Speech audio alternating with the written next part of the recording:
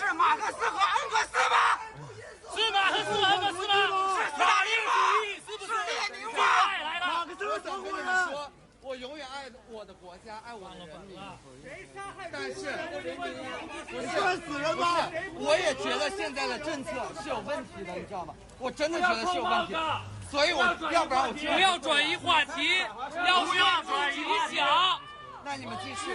你好，请问新疆的火是境外势力放的吗？不是，请问贵州的大巴是境外势力推翻的吗？我真的完完全全认同你们说的。大家伙是境外势力叫来的吗？不是，我们连网都上不到国外的，我们哪儿来的境外势力？